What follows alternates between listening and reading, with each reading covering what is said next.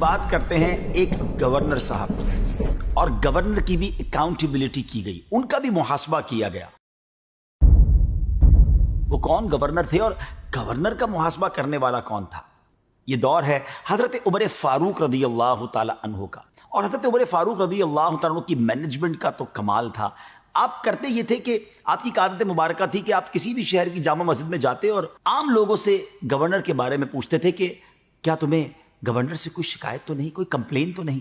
ایک دفعہ ایک شہر میں پوچھا تو لوگوں نے جواب دیا کہ جی ہمیں ہمارے گورنر سے 4 کمپلینز ہیں۔ وہ شکایتیں کیسی ہیں اور کیا معاملات تھے آپ کو بتاتے ہیں، لیکن اس تفصیل میں جانے سے پہلے ذرا غور کیجئے ویورز کہ اگر آپ میں سے ہم میں سے کوئی ایسا شخص ہے جو اپنی ذمہ داری پوری کرنے میں اسے کوئی مشکل آتی ہے تو غور سے سنیں اس واقعے کو، پھر غور کریں کہ کیا واقعی میری مشکلیں ایسی ہیں، اور اگر ایسا لگتا ہے کہ میری مشکلیں تو کچھ بھی نہیں ہیں تو پھر کوتاہی نہیں کرنی ہے، ہمت کریں اور اپنی ذمہ داریاں پوری کریں۔ اللہ پاک نے جن کو منصب دیا ہے، جن کو موقع دیا ہے، اقتدار دیا ہے، اپنی ذمہ داریوں کو پورا کریں۔ اب اس علاقے کے گورنر کون تھے؟ حضرت سعید بن عامر رضی اللہ تعالیٰ عنہ تھے۔ وہ 4 کمپلینز کیا تھی ناظرین؟ پہلی کمپلین لوگوں کو یہ تھی کہ حضرت سعید بن عامر جو ہے وہ فجر کے بعد نہیں ملتے بلکہ اشراق چاشت کے بعد ملتے ہیں۔ دوسری کمپلین یہ تھی کہ وہ رات کو نہیں ملتے۔ تیسری کمپلین یہ تھی کہ وہ ہفتے میں 1 دن لوگوں سے نہیں ملتے، اور چوتھی کمپلین یہ تھی کہ وہ کبھی کبھی بے ہوش ہو جاتے ہیں۔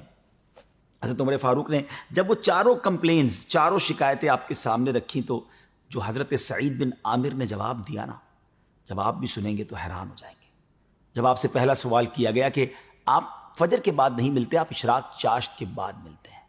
تو آپ نے فرمایا کہ بات یہ ہے کہ میری ایک زوجہ ہے جس نے میری تقریباً 30 سال تک خدمت کی ہے، مجھے سرو کیا، لیکن اب بیماری کی وجہ سے، معذوری کی وجہ سے وہ ڈسیبل ہو گئی ہے،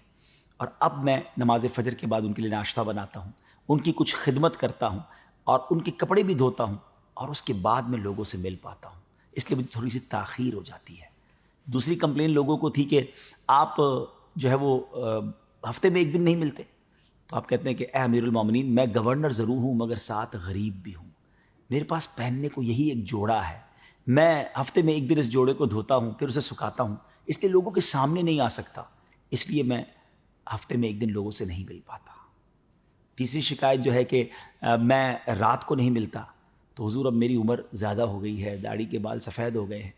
اور مجھے ڈر لگتا ہے کہ کہیں اللہ کی بارگاہ میں قیامت کے دن پکڑا نہ جاؤں، تو میں رات بھر اللہ کی عبادت کرتا ہوں، سارا دن تو مخلوق کے ساتھ ہوتا ہوں، مگر رات میں نے اللہ کے لیے وقف کر دی ہے، وہ رات اللہ کی عبادت میں، گریہ وزاری میں، دعاؤں میں گزارتا ہوں تاکہ رب کریم میری بخشش فرما دے۔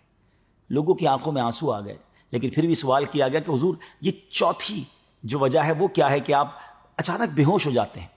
تو آپ فرماتے ہیں کہ میری عمر 40 سال ہو گئی ہے، اور کبھی کبھی مجھے اپنے 40 سال کی زندگی کے بارے میں غور کرتا ہوں تو 40 سال کے گناہ یاد آتے ہیں کہ میں نے 40 سال میں نہ جانے کتنے گناہ کیے ہوں گے، اور قیامت کے دن کہیں میں رسوا نہ ہو جاؤں، تو اس لیے وہ یاد کر کے اس خوف کے عالم میں بے ہوش ہو جاتا ہوں۔ اب ذرا غور کیجئے ناظرین کہ یہ ہے اللہ والوں کی شان۔ سیدنا امیر المومنین حضرت عمر فاروق کی بارگاہ میں آپ نے پھر یہ عرض کیا کہ اے امیر المومنین، ان شکایتوں کے نتیجے میں جو میری سزا بنتی ہے وہ مجھے آپ دے دیں۔ حضرت عمر رضی اللہ تعالیٰ عنہ کے ہاتھ اٹھے اور رب سے التجا کی کہ یا اللہ، اس طرح کے کچھ اور گورنر مجھے عطا کیے جائیں، مجھے ان پر فخر ہے۔ ناظرین سوچئے، ایسے بھی گورنر گزرے ہیں، خوف خدا والے، اللہ کی یاد میں رونے والے، غربت کی زندگی گزارنے والے، رعایا کے مال پر پلنے والے نہیں بلکہ خودداری کے ساتھ جینے والے۔